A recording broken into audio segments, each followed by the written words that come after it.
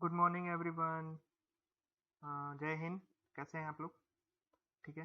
अम, पिछले लेक्चर में हमने point form of bounce law और कंडक्टर के बारे में जानकारी ले ली और डाइलेक्ट्रिक के बारे में हम आगे जानकारी लेंगे। अब नेक्स्ट हमारा टॉपिक है बाउंड्री कंडीशन। तो बाउंड्री कंडीशन कैसे कैसे हो सकती है? तो बाउंड्री कंडीशन, पहले तो बाउंड्री है क्या, पहले तो वो है।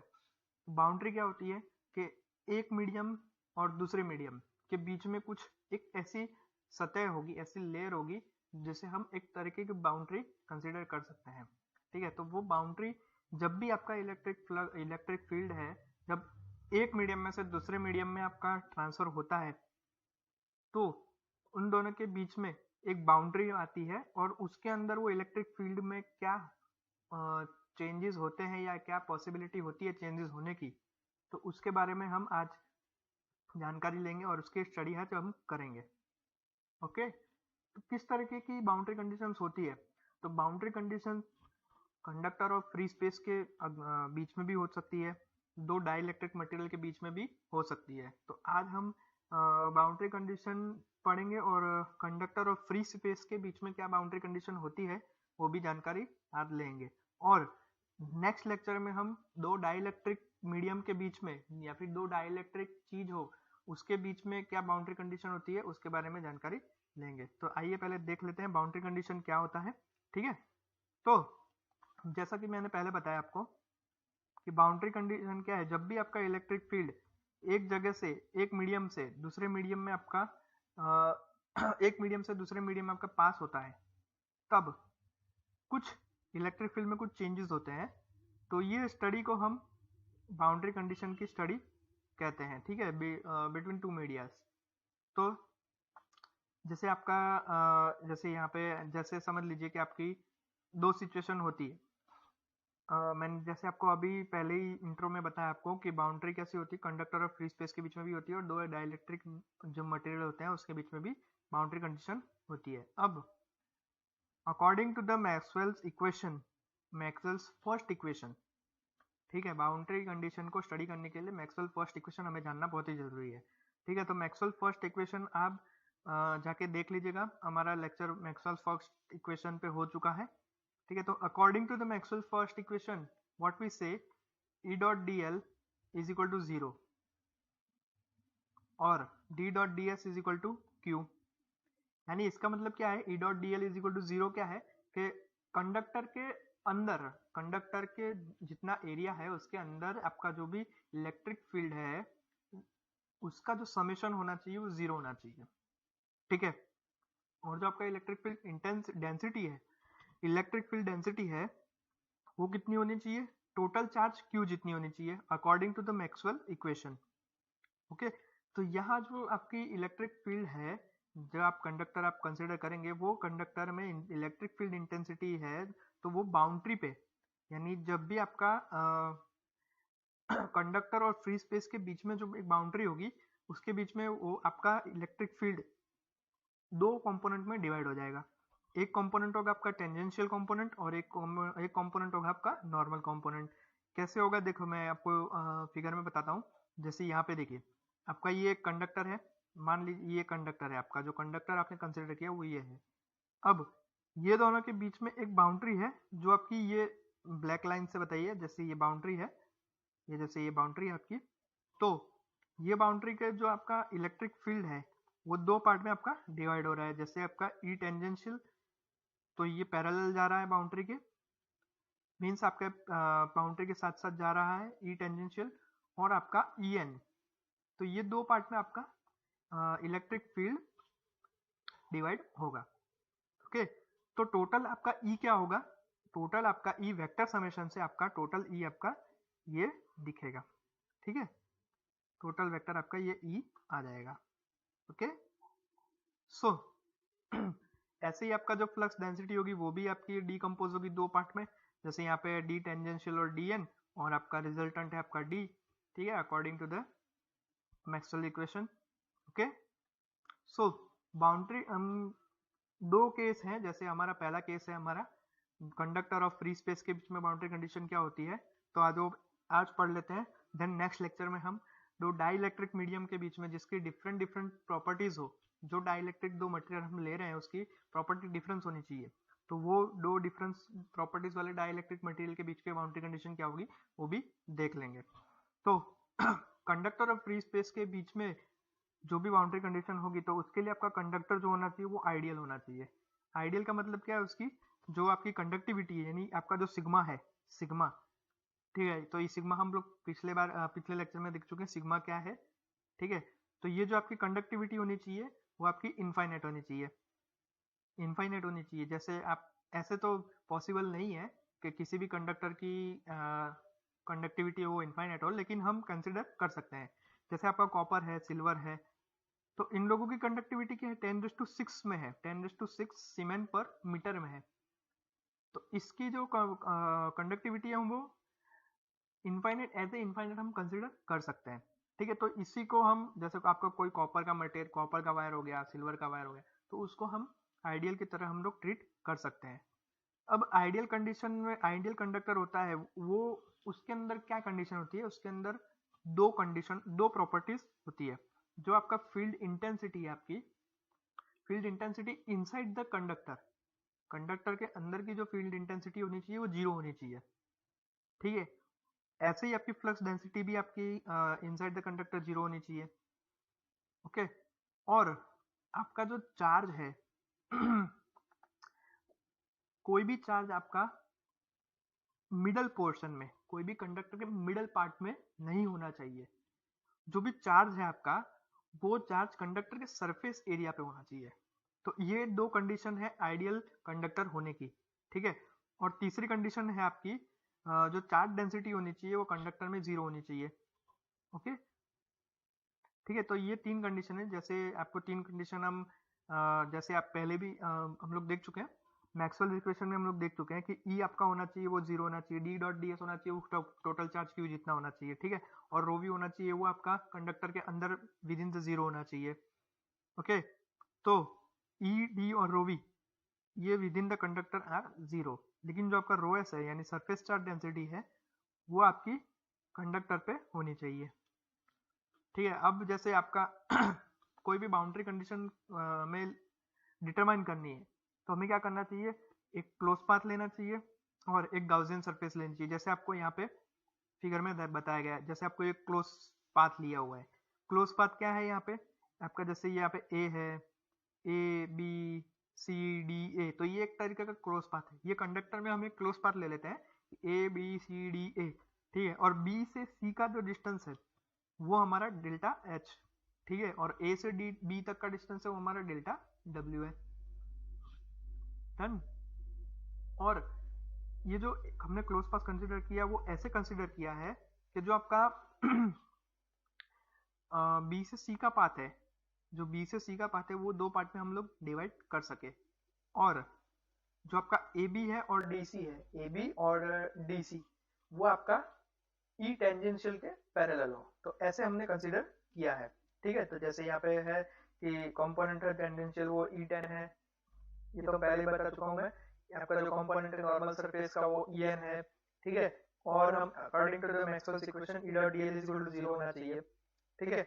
और जो आपका इंटीग्रल फॉर्म है ई डॉट डी एल का वो आपका कैसे आया, वो आपका क्लोज कंटूर यानी कि जो आपने क्लोज पाथ कंसीडर किया वो आपका 0 होना चाहिए, तभी आपकी जो कंडीशन है वो सेटिस्फाइड होगी। और जो वर्क डन है आपका यूनिट पॉजिटिव चार्ज का, वो यूनिट पॉजिटिव चार्ज का वर्क डन क्लोज पाथ में 0 होना चाहिए। मतलब जितना वर्क उसने यहाँ पे ए बी में किया है उसके अपोजिट वर्क को यहाँ पे सी और डी पे करेगा। जितना ही वर्क उसने यहाँ पे बी और सी में किया है उतना ही अपोजिट वर्क वो यहाँ पे डी और ए में करेगा, ठीक है। तो टोटल जो हमारा वर्क डन होगा वो 0 हो जाएगा, ओके। सो ये कंसिडर किया हमने फिगर में। तो हम क्या करेंगे, ई डॉट डी एल को यहाँ पे हम लोग 4 पार्ट में डिवाइड करेंगे। 4 पार्ट में कैसे, यानी ए टू बी, यानी हम ऐसा भी कर सकते हैं B to A to B, B to C, C to D और डी टू ए। तो ये हमारा टोटल क्लोज पाथ कंप्लीट हो गया और यहाँ पे हमने इंटीग्रेशन में लगा भी दिया, ठीक है। तो 4 पार्ट में हमारा ई डॉट डी एल डिवाइड भी हो गया, ओके। सो जो आपका ए बी और सी डी है वो पैरेलल है, टेंजेंशियल की डायरेक्शन में हम पैरेलल है। देखिए यहाँ पे देखिए आपका जो ए बी है, ये ए बी है, ए बी इस डायरेक्शन में है आपका, ठीक है, सी डी भी इस डायरेक्शन में है आपका, इस डायरेक्शन में, और ई टेंजेंशियल भी आपका इसी डायरेक्शन में है। जो आपने ई टेंजेंशियल कंसिडर किया है वो इसी डायरेक्शन में है, ठीक है। यानी ई टेंजेंशियल और ए बी और सी डी आपका पैरेलल है एक दूसरे से। लेकिन जो नॉर्मल है, जो अदर दो नॉर्मल है वो बाउंड्री पे है। जैसे आपका ये बी सी है और ये ए डी है, ठीक है, तो ये एक नॉर्मल के पैरेलल में है। जैसे यहाँ पे ई एन है आपका, तो ये बी सी और ए बी आपके ई एन के पैरेलल है, तो ये आपके बाउंड्री पे आते हैं। ओके, तो जो आपका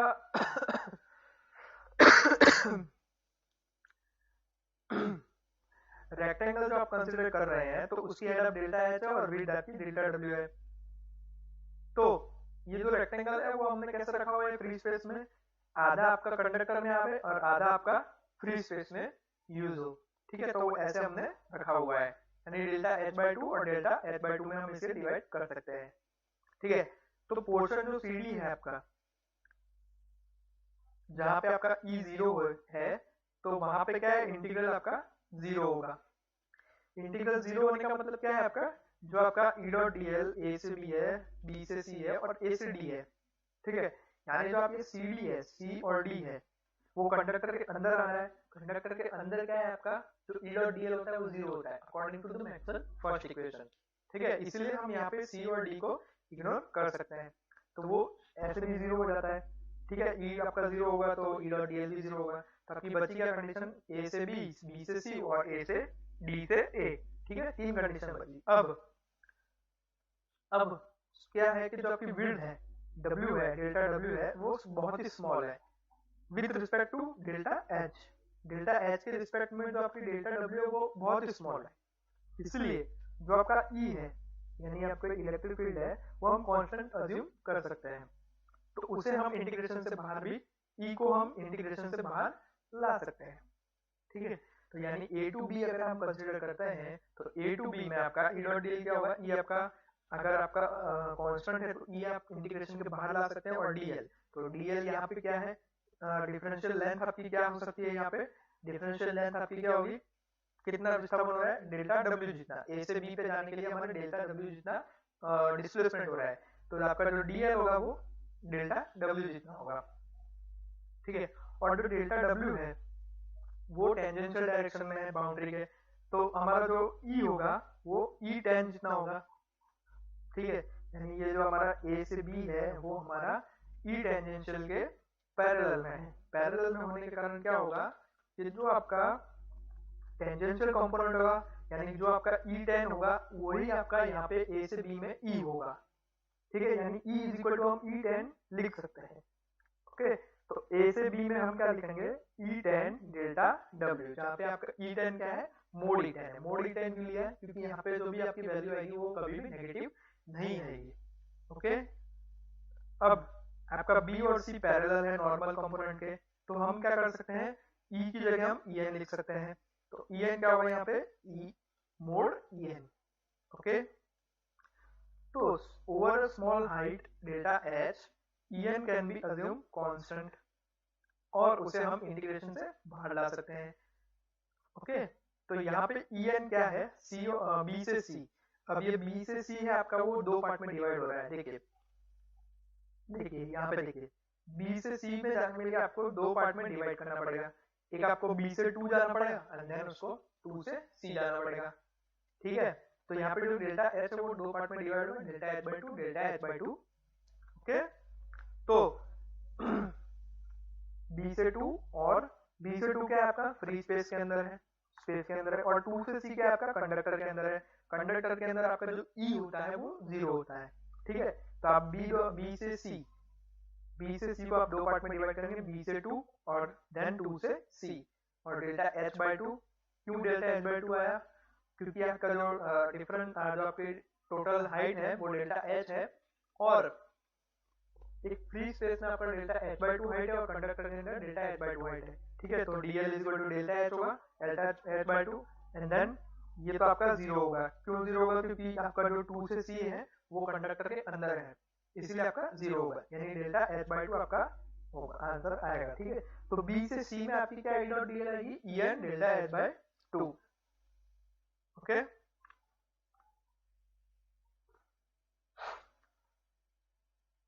अब सिमिलरली आपका D से A पाथ होगा, वही कंडीशन आएगी जो B से आई, आपकी B से C में आई, लेकिन जो आपकी डायरेक्शन होगी ओनली खाली यहाँ पे जो आपका पॉजिटिव है, यहाँ पे जो आपका पॉजिटिव है En वो नेगेटिव हो जाएगा।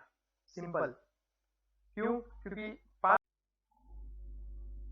तो आप क्या करेंगे, जो आपका 5.7.4 है जो यहाँ पे आपका आया, यहाँ पे देन आपका 5.7.8, देन आपका 5.7.9, ये जो इक्वेशन आया वो आप 5.7.3 में रखेंगे। 5.7.3 में रखेंगे तो आपके पास क्या इक्वेशन आएगा? E tan delta W En delta H/2 negative En delta H/2, ये पॉजिटिव से नेगेटिव कट हो जाएगा, तो आपके पास क्या होगा? E tan delta W is equal to 0। यहाँ पे जो आपका डेल्टा W है वो फाइनाइट है, यानी बहुत ही स्मॉल एरिया है जो आपने कंसीडर किया है, इसलिए हम उसे इसलिए आपका E tan जो है वो 0 के अकॉर्डिंग आ गया। ठीक है, तो जो आपका टेंजेंशियल कंपोनेंट होता है, हमें क्या प्रूफ करना था कि जो आपका टेंजेंशियल कंपोनेंट होता है इलेक्ट्रिक फील्ड इंटेंसिटी में वो 0 होता है बाउंड्री कंडीशन में कंडक्टर और फ्री स्पेस के बीच में। ठीक है, ऐसे ही जो आपका E है वो बाउंड्री में यानी between the conductor and free space वो कैसा होता है? हमेशा परपेंडिकुलर होता है डायरेक्शन में बाउंड्री के हमेशा। देखिए यहाँ पे देखिए, यानी जो आपको कंपोनेंट E tan मिलेगा वो हमेशा 0 मिलेगा। ठीक है, बाउंड्री कंडीशन जो भी होगी between conductor and free space, तो इसमें E tan आपका हमेशा ऑलवेज 0 होगा। कौन सा कंपोनेंट ऑलवेज आपको मिलेगा? En कंपोनेंट आपको ऑलवेज मिलेगा। ओके,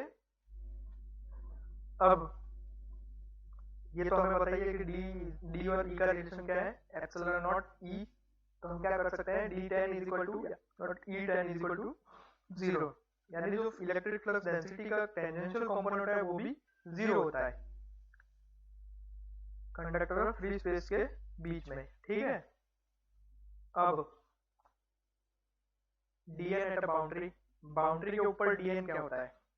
तो नॉर्मल कंपोनेंट कंफाइन करने के लिए D का हम एक क्लोज गॉसियन सरफेस को कंसीडर करते हैं। ठीक है, ये देखिए हमने क्या किया कि आपका टेंजेंशियल कंपोनेंट तो 0 हो गया, ये हमें पता चल गया, लेकिन हमें Dn तो फाइंड करना पड़ेगा। तो हमने क्या किया कि जो कंडक्टर है फ्री स्पेस में बीच में हमने एक गॉसियन सरफेस को कंसीडर कर दिया जिसकी हाइट है डेल्टा S, ओके, और जिसका सरफेस एरिया है delta S। Done?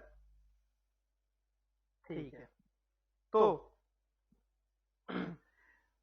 Height delta H है, तो उसे हम जो गॉसियन सरफेस हमने कंसीडर करी उसे भी हम ऐसे ही दो पार्ट में कंसीडर करेंगे। उसका आधा पार्ट जो है वो कंडक्टर के अंदर आए और आधा पार्ट जो है वो कंडक्टर फ्री स्पेस में आए। ठीक है, तो गॉस लॉ के according D dot ds is equal to delta Q, D dot ds is equal to total Q। तो जो आपका सरफेस इंटीग्रल है, सरफेस इंटीग्रल हम किस का इवेल्युएट करेंगे? 3 सरफेस का इवेल्युएट करेंगे, एक टॉप का करेंगे ऊपर की तरफ, एक बॉटम का करेंगे नीचे की तरफ, और एक लेटरल मींस क्या है? आपका जो भी गोलाकार वाला एरिया है। ठीक है, एक जैसे आप ड्रम कंसीडर करते हैं, ड्रम, तो ड्रम में ऊपर की बॉटम होती है, नीचे की लेयर होती है, एंड देन आपका गोलाकार वाला आकार होता है, तो उसे हम लेटरल एरिया कहते हैं। ठीक है, तो हम 3 एरिया में हम सरफेस इंटीग्रल इवेल्युएट करेंगे। तो जो आपका टॉप है बॉटम है वो आपका सेम रहेगा, यानी डेल्टा S जितना रहेगा, लेकिन जो बॉटम वाला सरफेस एरिया है वो आपका कंडक्टर के अंदर है, यानी यहाँ पे जो D होगा बॉटम में जो आपका D होगा वो 0 होगा। ठीक है, तो हम क्या कंसीडर करेंगे? टॉप वाला ही सिर्फ कंसीडर करेंगे और लेटरल वाला कंसीडर करेंगे। देन उसके बाद क्या करेंगे? टॉप की जो सरफेस है उसे हम बाउंड्री पे शिफ्ट करेंगे, यानी डेल्टा H टेंड्स टू हम 0 तक उसे ले जाएंगे। ओके, तो जो लेटरल सरफेस एरिया क्या होता है? 2 पाई RH ठीक है, आपको ये पता ही है कि लेटरल एरिया का सरफेस कितना होता है, लेटरल का सरफेस एरिया कितना होता है 2πRh, लेकिन यहाँ पे h नहीं है, यहाँ पे डेल्टा एच है, तो इसीलिए हम डेल्टा एच लेंगे। जो आपका स्मॉल आर है वो रेडियस है सिलेंडर की रेडियस है, ठीक है। तो जो आपका कंपोनेंट बचा, कौन सा कंपोनेंट बचा आपका, खाली नॉर्मल वाला कंपोनेंट बचा। टेंजेंशियल कंपोनेंट तो जीरो हो चुका है, वो हम पहले वाले टॉपिक में भी हम कवर कर चुके हैं, ठीक है। जो टॉप सरफेस हो रही है, जो टॉप सरफेस होता है वो स्मॉल होता है, तो यहाँ पे जो dn है वो हम एज अ कांस्टेंट अज्यूम कर सकते हैं। जैसे हमने ई में, जैसे हमने इलेक्ट्रिक फील्ड में हमने यहाँ पे जो यहाँ पे ए से बी है, जो डेल्टा डब्ल्यू था वो वेरी स्मॉल हमने कंसीडर किया था, वैसे ही हम यहाँ पे डेल्टा एस को वेरी स्मॉल कंसीडर करेंगे। तो यहाँ पे जो हमारा dn हुआ है, इतने से एरिया में जो हमारा dn हुआ वो एज अ कांस्टेंट हम टॉप सरफेस में हमारा जो dn होगा वो वेरी स्मॉल होगा, इसीलिए हम उसे एज अ कांस्टेंट अज्यूम कर सकते हैं। तो हमारा इंटीग्रेशन क्या होगा, जो dn है वो आपका इंटीग्रेशन के बाहर आ सकता है टॉप में, ठीक है। तो ये हम क्या लिख सकते हैं, dn is equal to sorry d dot ds top is equal to dn integration of ds sorry, यहाँ पे ds क्या है, यहाँ पे ds आपका डेल्टा s है। अब according to the Gauss law क्या होना चाहिए, जो हमारा dn डेल्टा s होना चाहिए वो q होना चाहिए।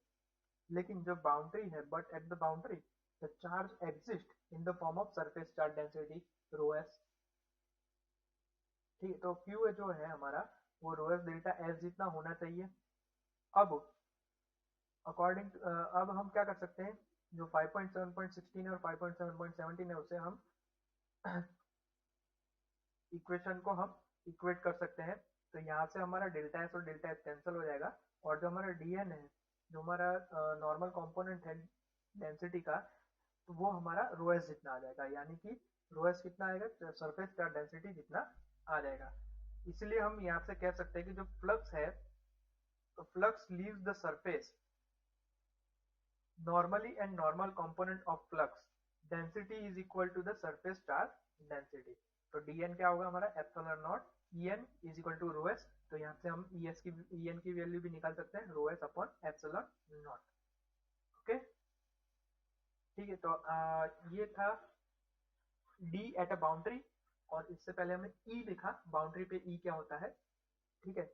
तो बाउंड्री का अब देखते हैं, कंडक्टर और डाइलेक्ट्रिक का बीच में जो बाउंड्री कंडीशन होती है वो कैसी होती है। यानी ये आपका समझ लीजिए कंडक्टर है, और जो दूसरा एरिया आपने लिखा है वो आपका डाइलेक्ट्रिक है। तो आप फ्री स्पेस को भी आप डाइलेक्ट्रिक एज अ डाइलेक्ट्रिक लिख सकते हो। यहाँ पे जो आपका एप्सिलॉन है वो आपका एप्सिलॉन नॉट हो जाएगा। तो जो आपका अगर कंडक्टर आप कोई किसी डाइलेक्ट्रिक को कंसिडर कर रहे हैं in place of free space, तो क्या होगा, एप्सिलॉन होगा जो आपका, वो एप्सिलॉन नॉट और एप्सिलॉन आर जितना हो जाएगा, ओके। तो यहाँ पे आपका टेंजेंशियल कंपोनेंट तो जीरो आएंगे, पहले भी प्रूफ कर चुके हैं। और जो आपका dn है वो रो एस जितना होगा, सरफेस चार्ज डेंसिटी जितना होगा। लेकिन जो आपका en है, en ही आपका खाली चेंज होगा, रो एप्सिलॉन की जगह आप epsilon not into epsilon R लिखेंगे। तो ये आपका कंडक्टर और डाइलेक्ट्रिक के बीच की बाउंड्री कंडीशन थी, उसके टेंजेंशियल कंपोनेंट आ गया और उसका नॉर्मल कंपोनेंट भी आ गया, ठीक है। तो आज के लिए सिर्फ इतना ही, जय हिंद। अब नेक्स्ट लेक्चर में हम दो डाइलेक्ट्रिक या जिसकी डिफरेंट प्रॉपर्टीज हो, ऐसे दो डाइलेक्ट्रिक मटेरियल के बीच की बाउंड्री कंडीशन देखेंगे। तब तक के लिए टाटा बाय बाय, जय हिंद।